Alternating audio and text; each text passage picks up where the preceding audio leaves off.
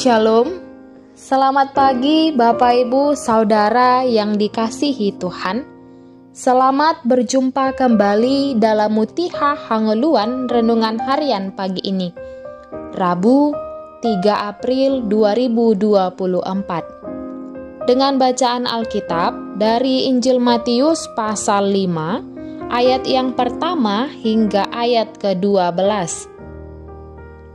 Yang menjadi ayat renungan harian hari ini adalah Matius pasal 5 ayat 4, demikian firman Tuhan. Berbahagialah mereka yang berduka cita, karena mereka akan dihibur. Berduka cita, tapi berbahagia. Yang namanya berduka cita pasti sangat berbeda dengan berbahagia. Tidak ada orang yang baik-baik saja jika mengalami duka cita. Bahkan tak heran orang yang berduka kerap mengatakan nasohodo.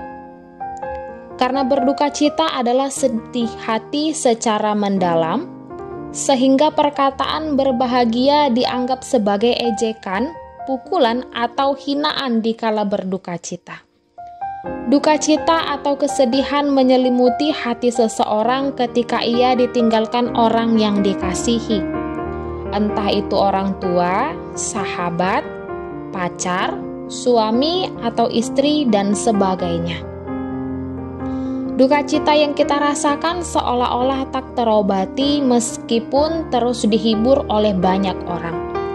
Oleh karena itu, sekalipun duka cita adalah proses dalam kehidupan manusia, tak satu pun menginginkan duka itu terjadi atasnya.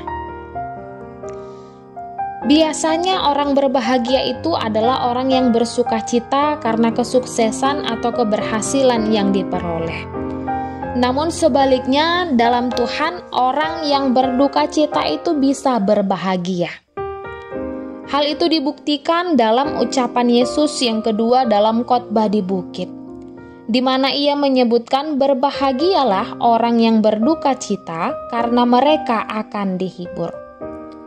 Ternyata pengertian duka cita di sini lebih dalam maknanya kalau kita melihat dari terjemahan aslinya, yaitu miskin secara rohani, menyadari keberdosaannya, menyadari ketidak ada apa-apanya jika jauh dari Tuhan. Menyadari ketidaklayakan di hadapan Tuhan akibat dosa-dosa yang ia perbuat akan menimbulkan rasa duka cita yang mendalam dalam diri seseorang. Sehingga berbahagia yang dimaksud adalah kebahagiaan mereka yang menyesali dosa-dosanya, yang kembali kepada Allah, atau dengan kata lain bertobat, sebab mereka akan menerima pemulihan dari Allah. Orang yang berduka cita di dalam Tuhan akan diteguhkan oleh Tuhan sehingga dapat bertahan berdiri menghadapi kesedihan yang pahit dan tidak akan putus asa. Yesus memberi pengharapan bahwa mereka sedang berjalan ke arah pintu penghiburan. Justru siapa yang tak pernah mengalami kesedihan, tak akan pernah dapat mengalami hangatnya penghiburan. Saudaraku, orang percaya sering menghadapi kesulitan dan kesukaran dalam hidup yang membuat hidupnya tidak berbahagia. Terkadang tidak ada jalan keluar terhadap masalah yang dihadapi, sehingga tetap dalam keadaan berduka. Namun firman Tuhan melalui nas hari ini merupakan sebuah penghiburan dan kabar baik kepada orang-orang yang berduka cita. Jika kita bersama dengan Tuhan, duka cita itu akan berubah menjadi sukacita. Dalam duka cita yang Tuhan berikan, tersedia penghiburannya yang meneguhkan. Kita berdoa.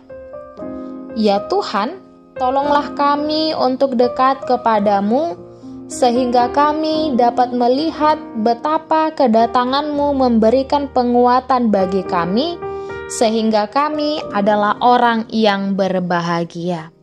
Amin. Renungan harian hari ini ditulis oleh Vikar Pendeta Rameda Hutagalung STH.